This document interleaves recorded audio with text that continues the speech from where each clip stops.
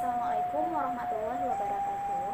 Perkenalkan, saya Ovi Anggreni, mahasiswa STIKA IPPGRI Sumatera Barat, program studi pendidikan bahasa dan sastra Indonesia. Nah, baiklah, di sini saya akan menjelaskan materi mengenai sistem kekerabatan di Minangkabau, di mana ini merupakan tugas dari mata kuliah budaya Minangkabau. Baiklah teman-teman, untuk sistem kekerabatan di Minangkabau. Nah, sama-sama kita ketahui bahwa sistem kekerabatan dalam Minangkabau yaitu menganut sistem matrilineal, di mana sistem ini merupakan sistem berdasarkan garis keturunan ibu.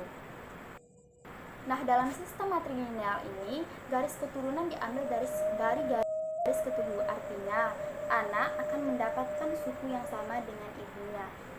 Baiklah, dalam sistem kekerabatan matrilineal ini juga terdapat dua warisan. Warisan di sini adalah harta pusako. Yang pertama adalah harta pusako tinggi, yang kedua harta pusako rendah. Harta pusako tinggi adalah harta pusako yang diwariskan secara turun-temurun. Contohnya rumah.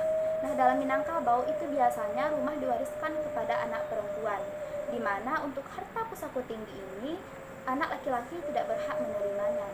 Yang kedua yaitu harta pusako rendah. Harta pusako rendah di sini yaitu harta pusako atau warisan yang didapatkan atau merupakan hasil usaha dari suami istri atau ibu dan ayah dalam ikatan perkawinan. Untuk harta ini itu akan didapatkan oleh anak laki-laki.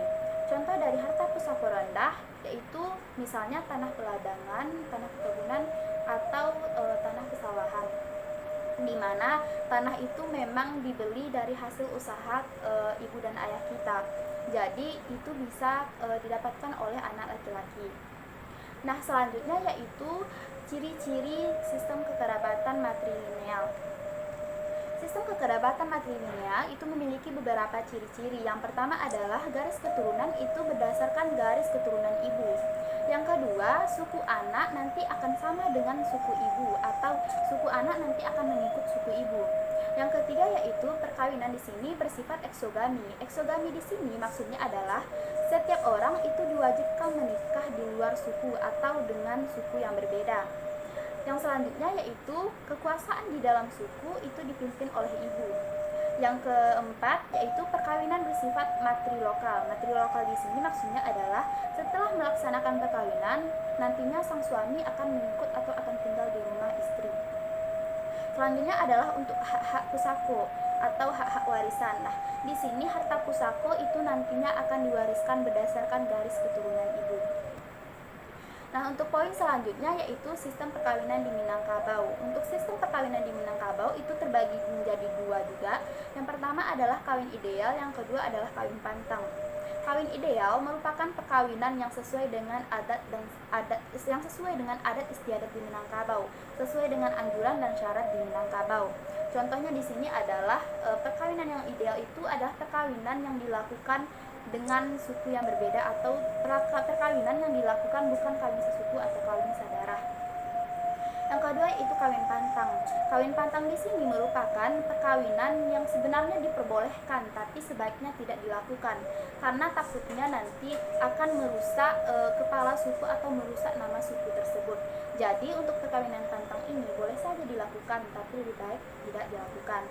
Nah, untuk selanjutnya yaitu tata cara perkawinan masyarakat adat Minangkabau. Nah, untuk tata cara ini pun terbagi menjadi dua. Yang pertama adalah perkawinan menurut kerabat perempuan dan perkawinan menurut kerabat laki-laki.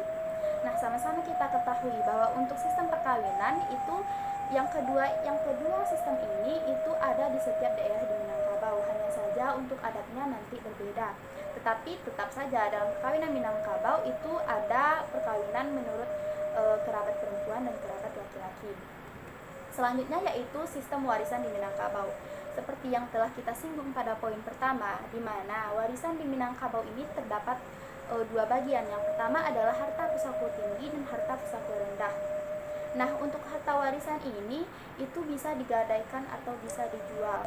Nah, bisa digadaikan atau dijual itu dalam hal tanda kutip itu dalam situasi yang mendesak. Yang pertama adalah gadih gadang alun balaki. Maksudnya di sini adalah seorang anak gadis yang belum juga melakukan perkawinan karena terkendala di biaya. Nah, dalam hal ini itu kita bisa menggadaikan harta pusako tinggi tadi untuk membiayai perkawinan gadi gadang alun balaki tadi.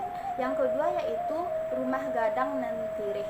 Nah, maksudnya di sini adalah dalam rumah gadang itu misalnya ada renovasi atau ada hal yang sangat perlu diperbaiki, dan jika tidak ada uang suku maka boleh digadaikan harta pusaka tinggi tadi. Yang ketiga adalah mayit tabujue di dalam rumah atau mayit tabuju di tengah rumah. Nah, misalnya dalam penyelenggaraan mayat itu nantinya terkendala di biaya, itu boleh nanti untuk menggadaikan harta pusaka. Yang keempat adalah membangkit batang terandang.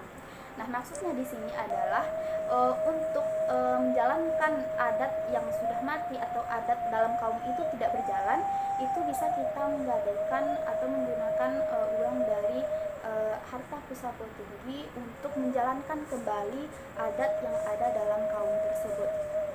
Nah, baiklah, sekian penjelasan materi saya mengenai sistem kekerabatan di Minangkabau. Saya mohon maaf jika ada salah. Wassalamualaikum warahmatullahi wabarakatuh.